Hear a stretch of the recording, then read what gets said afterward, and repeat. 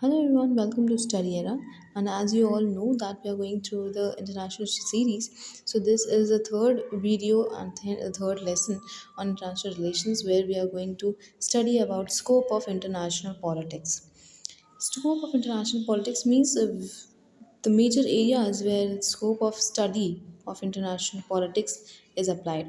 Okay, so first of all is like in nation state system or nation states. Nation states are the primary actors in international relations, as I told you in the last one video. Nationally, international politics studies international relations or interactions between two or more states. Okay, each state is conditioned by its geography, its area, its resources, its population, its people, its subject, level of industries and technologies, or development, ideologies, diplomacy, all. Okay, national interest. So, study of interstate relations necessitates a study of basic actors and these factors. So, here we see the international politics. Here, international politics is applied. So, this is one of the scope of international politics. Second is national interest. Every nation has first agenda to fulfill its national interest.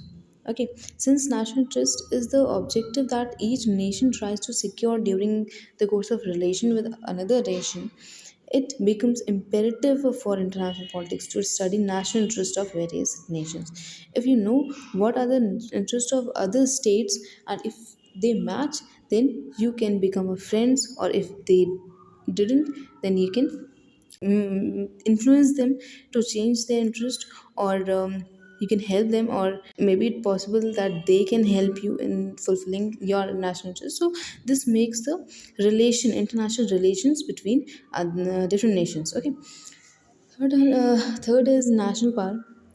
So the concept of national power is, as we studied, that it's a core concept in study of international politics. Nations are the actors, but these always act on the basis of their national powers. National power determines the role and ability of the nation to carry out its foreign policy objectives. Okay, it is customary to characterize nations as a superpower, major power, big power, small power, weak power, and all. Okay, and this implied reflects the importance of national power in international politics. If you have power, then you can act as a powerful nation. If you are weak, then there will be no importance. So power is basis of all international or interstate relations, and as such, it forms an important part of subject matter in international politics. So this is one of the most important scope of international politics. After that, foreign policy. Okay, the behavior of each state in international relations is always directed and controlled by its foreign policy. Okay, this is the reason why foreign minister is very much important in the ministry. This is meant to securing the objective of national interest of the nation. Okay, the basis of foreign policy is the national power of the nation. To secure the national interest, the foreign policy is meant. You have to have very influential foreign policy so that other nation can help you to fulfill your national interest.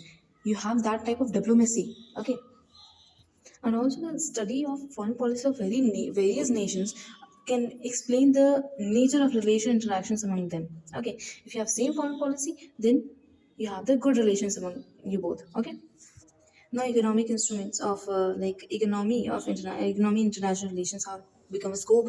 So increased importance and role of economy and trade relations in our international politics can be hardly overestimated. It can't be overestimated.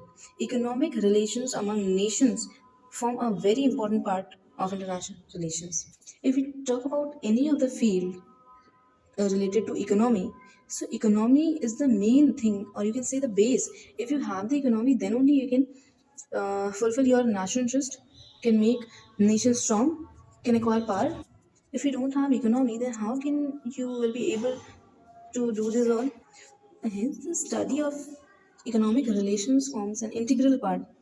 Integral means the inside main part of the scope of international politics. Also, we can see international scope on international politics, international relations in regional organizations like NATO, OS, OAU, OPEC, Asian, ECO, EU, SARC, or groups like G8, G77, G20, G24. Okay, these all emerge as an important player in international relations. Also, we can see the scope of international politics in non-state actors like um, supranational or transnational actors. Also, we can see this like NGOs or human rights organizations like peace movement. So these they perform on the national level. Okay, so here also the international relations works. Today, the number of MNCs widened in the number. Okay, so this is very important for us to learn them, to study them about non-state actors, okay, which are non-official actors, NGOs, human rights organizations, peace movements, MNCs, international environment organizations. Many operations have been taken to guide the controlling of behavior of nations in international environment, like the concept of balance of power, regionalism, or international law, disarmament, armed control, collective security, world public opinion, diplomacy, integration, globalization. So these are the important principle and concept of international politics. If you are the student of international relations, so you must have the knowledge about these regulators and principles. Now, the current global problems or issues also put wide effect on international relations. So, scope of international politics involves also the study of major contemporary issues and global issues and problems. For example, like terrorism, international terrorism. Okay, this is one of the main, or you can say, the very important factor about which all the countries are very much concerned. Okay, protection of human rights, climatic changes, environmental protection, sustainable development are the very much important concept or part of international relations where we see the scope of international relations. Okay, so this was the third lesson. If you have any query, then kindly put it in the comment box. Thank you so much. We'll meet in the another video with another chapter. Thank you.